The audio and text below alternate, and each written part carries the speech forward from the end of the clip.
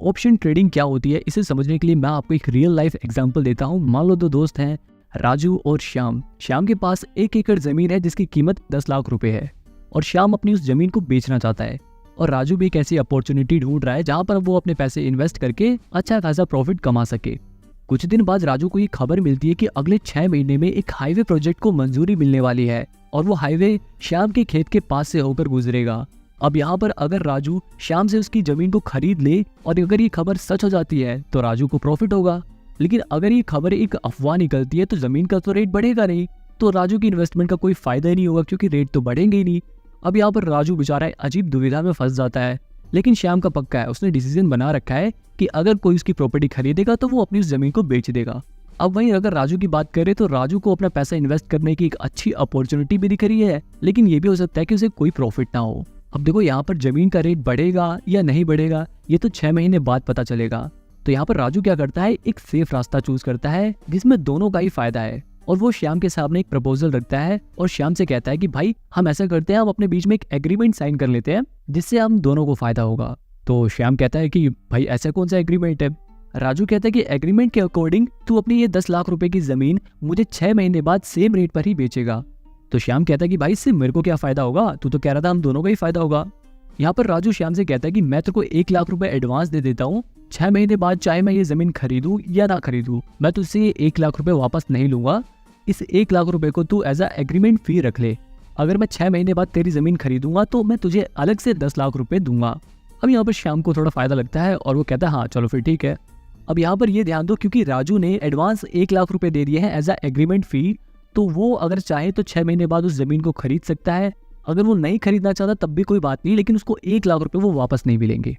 अब क्योंकि श्याम ने 1 लाख रुपए एडवांस ले लिया है एज अ एग्रीमेंट फी, तो उसे 6 महीने बाद अपनी वो प्रॉपर्टी उसी पुराने वाले रेट पे यानी कि 10 लाख रुपए में ही बेचनी पड़ेगी राजू को, क्योंकि उसने एग्रीमेंट साइन कर लिया था। तो आपको क्या लगता है कि यहाँ पर किसने स्मार्ट डिसीजन लिया है, राजू ने या श्याम ने? वैसे इसका जवाब देना अभी थोड़ा मुश्किल हो सकता है, तो ऐसा करते हैं सबसे पहले हम राजू के नजरिए से देखते हैं कि उसको क्या फायदा होगा। अब देखो राजू 1 लाख रुपए श्याम को एग्रीमेंट फी के तौर पे दे रहा है, जिसके बदले में अब श्याम को 6 महीने बाद अपनी वो जमीन राजू को ही बेचनी पड़ेगी अगर राजू खरीदना चाहे तो, और वो भी आज के रेट पर यानी कि 10 लाख रुपए में ही श्याम अपनी जमीन राजू को बेचेगा। मतलब यहाँ पर राजू ने बहुत ही स्मार्टली 6 महीने बाद की प्रॉपर्टी का रेट अभी करंटली फिक्स कर दिया। मतलब कि 6 महीने बाद भले ही प्रॉपर्टी का रेट घटे या बढ़े, उसने जो आज प्राइस सेट किया यानी कि 10 लाख रुपए जो प्राइस सेट किया उसी रेट पे वो उसे खरीदेगा, चाहे प्रॉपर्टी का रेट कुछ भी हो, क्योंकि उसने वो 1 लाख रुपए एडिशनल एग्रीमेंट फी दी है श्याम को। एक तरह से उसका 1 लाख रुपए टोकन की तरह काम करेगा। और सबसे बड़ी बात इस एग्रीमेंट में ये थी कि अगर राजू चाहे तो वो 6 महीने बाद ये प्रॉपर्टी खरीदने से मना कर सकता है, लेकिन बस उसके वो 1 लाख रुपए से वापस नहीं मिलेंगे। जबकि श्याम उसे 6 महीने बाद ये प्रॉपर्टी बेचने से मना नहीं कर सकता और उसे वो प्रॉपर्टी 10 लाख रुपए में ही राजू को बेचनी पड़ेगी। अब मान लो 6 महीने बीत जाते हैं और अब हम देखते हैं कि आखिर होता क्या है। अगर ये हाईवे प्रोजेक्ट की न्यूज सच साबित होती है और गवर्नमेंट इसे अप्रूवल दे देती है तो वहाँ की प्रॉपर्टी का रेट बढ़ेगा और ये 10 लाख रुपए की प्रॉपर्टी 20 लाख रुपए की हो जाएगी। और अगर ये खबर एक अफवाह साबित होती है तो लोग पैनिक होकर उस जमीन को बेचने लग जाएंगे और प्रॉपर्टी का रेट नीचे गिर सकता है। मान लो 10 लाख की प्रॉपर्टी 7 लाख की हो गई, और ऐसा भी हो सकता है कि कुछ ना हो, प्रॉपर्टी का रेट जितना था उतना ही रहे यानी कि 10 लाख रुपए ही रहे। अब अगर वापस राजू के नजरिए से देखें तो प्रॉपर्टी का रेट या तो बढ़ सकता है या तो घट सकता है या तो ऐसा हो सकता है कि कुछ ना हो। अब अगर प्रॉपर्टी का रेट बढ़ जाता है तो क्योंकि राजू ने पहले से ही कॉन्ट्रैक्ट साइन कर रखा है श्याम के साथ, तो श्याम से वो उस जमीन को 10 लाख रुपए में खरीद लेगा। और क्योंकि मार्केट में उस 10 लाख रुपए की जमीन का रेट बढ़ गया है, वो 20 लाख की जमीन हो गई है, तो यानी कि वो 10 लाख रुपए की जमीन को श्याम से खरीद कर मार्केट में 20 लाख रुपए में बेच सकता है। और क्योंकि श्याम ने 1 लाख रुपए एडवांस में लेकर उसके साथ एग्रीमेंट साइन कर दिया था, इसलिए श्याम को वो जमीन राजू को बेचनी ही पड़ेगी, वो उसे बाद में मना नहीं कर सकता। तो यहाँ पर अगर मैथमेटिकली देखा जाए तो राजू ने 10 लाख रुपए की जमीन खरीदी, 1 लाख रुपए उसने एग्रीमेंट फी दी जो कि नॉन रिफंडेबल थी, तो यहाँ पर उसका टोटल जो खर्चा आया वो 11 लाख रुपए आया। और अगर अभी उस 10 लाख रुपए की जमीन की कीमत 20 लाख रुपए हो जाएगी तो इसका मतलब ये है कि 11 लाख रुपए उसकी टोटल कॉस्ट आई और 20 लाख रुपए की अगर वो बेचता है तो उसको 9 लाख रुपए का प्रॉफिट होगा। या हम ऐसा भी कह सकते हैं कि उसने शुरुआत में जो 1 लाख रुपए का रिस्क लिया था उसके बदले उसे 9 लाख रुपए का प्रॉफिट हो रहा है, यानी कि 9 गुना ज्यादा प्रॉफिट हो रहा है उसे। अब आपको लग रहा हो बेचारे श्याम का तो कट गया, ऑब्वियसली इस सिचुएशन में तो उसका कट रहा है, लेकिन आगे आपको समझ आएगा कि श्याम को भी कुछ नुकसान नहीं हुआ। अब दूसरा केस मान के चलते हैं कि ये एक अफवाह थी और प्रॉपर्टी का रेट बढ़ने की जगह घट गया, यानी कि 10 लाख रुपए की जो प्रॉपर्टी थी वो 7 लाख रुपए की हो गई।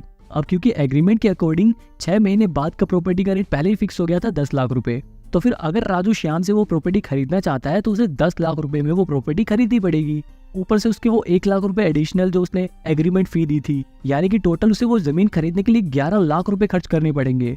जबकि अभी अफवाह फैलने की वजह से वो मार्केट में उस जमीन की कीमत 7 लाख रुपए हो गई है। मतलब कि वो 11 लाख रुपए लगाकर 7 लाख की कीमत वाली जमीन खरीद रहे हैं। यहाँ पर साफ साफ पता चल रहा है कि ऐसा करना तो बेवकूफ़ी होगी, सस्ती जमीन को महंगे में खरीदना। तो यहाँ पर क्योंकि उसने एग्रीमेंट साइन किया था तो राजू के पास ये हक है कि वो बाद में वो प्रॉपर्टी खरीदने से मना कर सकता है। यहाँ पर राजू श्याम से कह देगा कि भाई मेरे को तेरी प्रॉपर्टी नहीं खरीदनी। हालांकि 1 लाख रुपए जो राजू ने एग्रीमेंट फी दी थी वो उसके लिए नुकसान हो जाएगा और वो 1 लाख रुपए श्याम के हो जाएंगे। अब देखो आपको धीरे धीरे आगे सब कुछ क्लियर होता जाएगा। अब जैसे हम तीसरा केस मान के चलते हैं कि कुछ भी नहीं होता, मान लो प्रॉपर्टी का रेट जितना था उतना ही रहता है, 10 लाख रुपए पे ही टिका रहता है। अब इस केस में राजू क्या करेगा? ऑब्वियसली वो इस जमीन को नहीं खरीदेगा। क्यों नहीं खरीदेगा वो हम मैथमेटिकली देख लेते हैं। उस जमीन की कीमत देखो 10 लाख रुपए थी, एग्रीमेंट फी 1 लाख रुपए की थी, यानी कि जो टोटल कॉस्ट है वो 11 लाख रुपए की हो गई। अभी मार्केट में उस जमीन की कीमत कितनी है? 10 लाख रुपए। अब यहाँ पर देखो 11 लाख रुपए लगाकर 10 लाख रुपए की कीमत वाली प्रॉपर्टी खरीदने का कोई फायदा नहीं है। फालतू में अपने पैसे फंसाने की जगह इससे अच्छा यही है कि वो उस जमीन को खरीदे ही ना। अब यहाँ पर होगा क्या कि राजू के जो 1 लाख रुपए एग्रीमेंट फी थी वो उसको बस वही नुकसान होगा और वो 1 लाख रुपए श्याम की जेब में चले जाएंगे। अब मेरे को उम्मीद है कि आपको मैथमेटिकली जो तीनों केसेस थे वो समझ आ गए होंगे। अच्छा, अब आपके दिमाग में ना सवाल आ रहा होगा कि श्याम इतना बड़ा रिस्क क्यों ले रहा है? मतलब अगर मान लो प्रॉपर्टी का रेट बढ़ जाता है तो उसे तो बहुत नुकसान हो जाएगा। अब देखो जरा इसके बारे में सोचो। यहाँ पे 3 सिचुएशन मैंने आपको बताई, जिसमें से 2 सिचुएशंस में श्याम को फायदा हो रहा है। अगर प्रॉपर्टी का रेट घटता है तब भी श्याम को फायदा होगा, अगर प्रॉपर्टी का रेट उतना ही रहता है तब भी श्याम को फायदा हो रहा है। वो 1 लाख रुपए जो एग्रीमेंट फी थी वो श्याम को मिल रहे हैं, यानी कि देखो श्याम के फायदा होने के चांसेस 66.6% है। जबकि बेशक राजू को ज्यादा प्रॉफिट हो सकता है लेकिन उसके प्रॉफिट होने के चांसेस सिर्फ 33.3% है। इसलिए मैंने आपको शुरुआत में ही बताया था कि इस एग्रीमेंट से दोनों का ही फायदा होगा। अब चलो इस एग्जाम्पल को हम शेयर मार्केट से जोड़ के देखते हैं। अब यहाँ पे ये दोनों लोग जो अपने बीच में एग्रीमेंट कर रहे हैं ना, इसको हम शेयर मार्केट में कहेंगे डेरिवेटिव। और जिस तरह का इन्होंने ये एग्रीमेंट अपने बीच में किया है, इस तरह के एग्रीमेंट को हम कहते हैं ऑप्शन एग्रीमेंट। अब क्योंकि श्याम ने राजू से एडवांस में पैसे ले लिए थे तो यहाँ पर श्याम एक एग्रीमेंट सेलर है और राजू एक एग्रीमेंट बायर है, क्योंकि वो श्याम को पैसे दे रहा है उस एग्रीमेंट के बदले। मतलब हम एक तरह से ये भी कह सकते हैं कि राजू एक ऑप्शन बायर है और श्याम एक ऑप्शन सेलर है। और ये जो 1 लाख रुपए एग्रीमेंट फी राजू ने श्याम को दी थी, इस 1 लाख रुपए को हम शेयर मार्केट की भाषा में प्रीमियम अमाउंट कहेंगे, जो कि राजू यानी कि ऑप्शन बायर ऑप्शन सेलर को पे कर रहा है। तो साफ साफ मतलब ये है कि जो ऑप्शन बायर होता है उसके पास हमेशा ये राइट रहता है कि वो उस चीज को बाद में खरीदे या ना खरीदे, क्योंकि उसने वो प्रीमियम अमाउंट पे किया है ऑप्शन सेलर को। अब आपको जल्दी से एक बार ये सारा सीन फिर से समझा देता हूँ ताकि आपको ये क्लियरली समझ आ जाए। तो देखो, जो आदमी इस एग्रीमेंट के बदले पैसे देता है उसे हम ऑप्शन बायर कहते हैं। जो आदमी वो पैसे लेकर ये कहता है कि हाँ चलो मैं आपकी जमीन दे दूंगा या ये चीज दे दूंगा, उसे हम ऑप्शन सेलर कहते हैं। और ये जो पैसा इन्होंने एडवांस में दिया है उसे हम प्रीमियम अमाउंट कहते हैं। यही सेम कॉन्सेप्ट आपको ऑप्शन ट्रेडिंग समझने में बहुत हेल्प करेगा। ओके, तो राजू और श्याम का ये जो मैंने आपको एग्जांपल दिया है, इससे आपको ऑप्शन ट्रेडिंग के बेसिक लेकिन बहुत ही जरूरी 3 कॉन्सेप्ट के बारे में पता चल गया होगा। पहला, ऑप्शन बायर कौन होता है, ऑप्शन सेलर कौन होता है और प्रीमियम प्राइस क्या होता है। ठीक है, अब देखो ऑप्शन ट्रेडिंग 2 तरह की होती है, एक होता है कॉल ऑप्शन, एक होता है पुट ऑप्शन। आप कॉल ऑप्शन और पुट ऑप्शन के दोनों के ही बायर और सेलर हो सकते हो। अब इसको अच्छे से समझने के लिए सबसे पहले हम कॉल ऑप्शन को समझते हैं। ठीक है, मान लो एक कार बनाने वाली कंपनी है जिसका अभी करेंटली मार्केट में जो शेयर प्राइस चल रहा है वो है 100 रुपये। अब ये कंपनी अगले महीने अपनी एक नई गाड़ी लॉन्च करने वाली है। अगर वो गाड़ी लोगों को पसंद आती है तो जाहिर सी बात है इस कंपनी का शेयर प्राइस बढ़ेगा 1 महीने बाद। तो मैं यहाँ पर आपसे कहता हूँ कि आप मेरे को बस 5 रुपये का प्रीमियम अमाउंट पे करो। 1 महीने बाद चाहे इस कंपनी का शेयर प्राइस घटे या बढ़े, मैं आपको अपनी कंपनी का शेयर 100 रुपये में ही बेच दूंगा। मतलब एक तरह से मैं आपसे 5 रुपये प्रीमियम अमाउंट ले रहा हूँ और मैं आपको ये राइट दे रहा हूँ, आपको हक दे रहा हूँ कि आप 1 महीने बाद आपकी मर्जी करे तो 100 रुपये में से शेयर खरीद लेना, ना करे तो मत खरीदना। ठीक है, अब आप यहाँ पर मेरे को 5 रुपये प्रीमियम दे देते हो। अब देखो ये जो प्रीमियम अमाउंट आप मेरे को दोगे वो एक तरह से टोकन का काम कर रहा है। अब 1 महीने बाद मान लो ये कंपनी अपनी गाड़ी लॉन्च कर देती है और ये गाड़ी लोगों को बहुत पसंद आती है, जिसकी वजह से कंपनी का शेयर प्राइस बढ़ने लगता है। अब यहाँ पर मान लो कंपनी का शेयर प्राइस 100 रुपये से 120 रुपये पर पहुंच गया। अब क्योंकि कंपनी का शेयर प्राइस बढ़ गया है तो आपका फायदा होगा। जैसे प्रॉपर्टी का प्राइस बढ़ गया था तो खरीदने में फायदा था, उसी तरह शेयर का प्राइस बढ़ रहा है तो खरीदने में फायदा है। अब इस सिचुएशन में आप कहोगे कि भाई तुमने मेरे से 5 रुपए प्रीमियम लिए थे और मुझे ये शेयर 100 रुपए में बेचने का वादा किया था, तो मैं तुम्हें ये 100 रुपए में शेयर दे दूंगा। 100 रुपए का ये शेयर प्लस 5 रुपए जो आपने मेरे को प्रीमियम अमाउंट पे किया था, आपकी टोटल कॉस्ट होगी 105 रुपए। और अभी मार्केट में वो शेयर 120 रुपए का है, तो आपकी टोटल कॉस्ट आई 105 रुपए और आप उसे बेचोगे मार्केट में 120 रुपए में, तो आपको फायदा होगा 15 रुपए का। तो इस केस में तो आपको फायदा हो गया। तो यहाँ पर ऑप्शन बायर आप थे जिन्होंने मेरे को प्रीमियम अमाउंट पे किया और ऑप्शन सेलर मैं था। ऑप्शन बायर को प्रॉफिट हुआ 15 रुपए का और ऑप्शन सेलर को लॉस हुआ 15 रुपए का। अब देखो इसी तरह मान लो अगर कंपनी का शेयर प्राइस बढ़ने की जगह गिर जाता, मान लो ये जो कार बनाने वाली कंपनी है इसका मॉडल लोगों को पसंद नहीं है, उसमें कोई कमी निकल गई जिसकी वजह से इसका शेयर प्राइस गिरने लग रहा है। ठीक है, 100 रुपए से मान लो उस कंपनी का शेयर प्राइस 90 रुपए पे आ गया, तो अब इस सिचुएशन में आप क्या करोगे? आप मेरे से ये शेयर खरीदोगे? ऑब्वियसली नहीं खरीदोगे, क्योंकि देखो ये शेयर तो मैं आपको 100 रुपए में ही दूंगा। मैंने आपसे पहले ही कहा था कि मैं इस कंपनी का शेयर आपको 100 रुपए में ही बेचूंगा, चाहे कुछ भी हो, घटे या बढ़े। तो 100 रुपए वो प्लस 5 रुपए जो आपने मेरे को प्रीमियम अमाउंट पे किया, आपकी टोटल कॉस्ट आ गई 105 रुपए, जबकि अभी मार्केट में उसकी वैल्यू है 90 रुपए। तो 90 रुपए की वैल्यू के शेयर खरीदने के लिए 105 रुपए खर्च करना समझदारी नहीं है। अब खामखा अपना 15 रुपए का लॉस कराने से अच्छा सिर्फ 5 रुपए का जो टोकन अमाउंट यानी कि जो आपने प्रीमियम अमाउंट पे किया था, आपको सिर्फ उसी का लॉस होगा। और अगर कंपनी का शेयर प्राइस ना ही घटता है ना ही बढ़ता है, जितना था उतने पे ही टिका रहता है, यानी कि 100 रुपए था 100 रुपए पे टिका रहता है, तो इस सिचुएशन में भी आप मेरे से शेयर नहीं खरीदोगे, क्योंकि 105 रुपए का शेयर आपको पड़ जाएगा और जिसकी वैल्यू मार्केट में 100 रुपए ही रहेगी, तो टोटल आपको 5 रुपए का तब भी लॉस होगा। तो इन दोनों केस में देखो जो ऑप्शन बायर है उसको 5 रुपए का लॉस होगा और ऑप्शन सेलर को ये 5 रुपए का प्रॉफिट होगा। तो अब आपको ये पता चल गया होगा कि ऑप्शन बायर और सेलर को प्रॉफिट कैसे होता है। तो मैंने आपको कॉल ऑप्शन की बता दिया, अब बात आती है पुट ऑप्शन की। देखो कॉल ऑप्शन में क्या होता है, आपके पास ना राइट होता है कि आप एक्सपायरी डेट पर उस कंपनी के शेयर खरीदो या मत खरीदो, मतलब आपकी मर्जी रहती है एक तरह से। अब पुट ऑप्शन में भी ना बिल्कुल ऐसा ही होता है, लेकिन बस थोड़ा उल्टा हो जाता है। पुट ऑप्शन में आपको शेयर बेचने के ऊपर राइट मिलता है, आपकी मर्जी रहती है कि आप एक्सपायरी डेट पर कंपनी के शेयर बेचो या मत बेचो, मतलब आपकी एक तरह से मर्जी है। तो मतलब कॉल ऑप्शन में बायर के पास राइट रहता है कि वो शेयर खरीदे या ना खरीदे, और पुट ऑप्शन में सेलर के पास राइट रहता है कि वो शेयर बेचे या ना बेचे। अब देखो सवाल ये उठता है कि आखिर इस पुट ऑप्शन का यूज कब होता है, आखिर पुट ऑप्शन कब लेना चाहिए। तो देखो पुट ऑप्शन आप जब लोगे जब आपको लगे कि कंपनी के शेयर नीचे गिरेंगे। अब मान लो कोई एक कंपनी है और आपको ऐसा लग रहा है कि उस कंपनी के शेयर प्राइस आने वाले कुछ दिनों में गिरेंगे। अब देखो चाहे वो कोई भी रीजन हो, लेकिन आप श्योर हो कि उसके शेयर प्राइस गिरेंगे, तो यहाँ पर आप ऑप्शन ट्रेडिंग में उस कंपनी के पुट ऑप्शंस बाय कर लोगे। अब देखो पुट ऑप्शन बाय करने का मतलब ये हो गया, मान लो कोई एक कंपनी है जिसका अभी करेंटली शेयर प्राइस चल रहा है 100 रुपए, आपने उसका पुट ऑप्शन बाय कर लिया है 100 रुपए पे। आपको यहाँ पर एक प्रीमियम अमाउंट पे करना पड़ेगा, मान लो सपोज करो प्रीमियम अमाउंट 5 रुपए है, ठीक है। तो यहाँ पर आपने 5 रुपए प्रीमियम अमाउंट पे कर दिया और आपने 100 रुपए का उसका पुट ऑप्शन खरीद लिया। अब मान लो जैसा आपने रिसर्च किया था बिल्कुल वैसा ही होता है और 1 महीने बाद उस कंपनी के शेयर प्राइस गिर जाते हैं। सपोज करो उसके शेयर 100 रुपए से 80 रुपए तक पहुंच जाते हैं।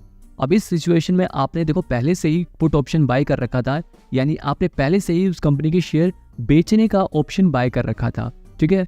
तो यहाँ पर आप अपनी इस कंपनी के शेयर 100 रुपए में बेच दोगे, मतलब अभी जिस कंपनी की शेयर की वैल्यू 80 रुपए है आप उसे 100 रुपए में बेचोगे, तो आपको प्रॉफिट हुआ 20 रुपए का। उसमें से आप माइनस कर दो 5 रुपए जो आपने प्रीमियम अमाउंट पे किया था, तो आपको टोटल प्रॉफिट 15 रुपए का होगा एक शेयर पर। और अगर मान लो आपकी प्रेडिक्शन गलत हो जाती है, शेयर प्राइस घटने की जगह बढ़ जाते हैं, 100 रुपए से 110 रुपए हो जाते हैं, तो इस सिचुएशन में आपने 100 रुपए का पुट ऑप्शन बाय किया था, तो आप वो शेयर जिसकी अभी मार्केट में 110 रुपए की वैल्यू है उसे 100 रुपए में ही बेचोगे, यानी कि आपको 10 रुपए का वो लॉस हुआ और 5 रुपए की जो प्रीमियम अमाउंट की कॉस्ट थी वो भी इसमें जुड़ जाएगी। तो 10 रुपए प्लस 5 रुपए यानी कि आपको 15 रुपए का इस केस में लॉस हो जाएगा। और अगर शेयर प्राइस कुछ नहीं होता, घटता भी नहीं है बढ़ता भी नहीं है, इस भी सिचुएशन में आपको 5 रुपए का जो आपने प्रीमियम अमाउंट पे किया था उसका लॉस होगा। तो अब आपको कॉल ऑप्शन और पुट ऑप्शन दोनों ही समझ आ गया। लेकिन अब सवाल ये उठता है कि भैया ये कैसे पता चलेगा कि कॉल ऑप्शन कब लेना है और पुट ऑप्शन कब लेना है।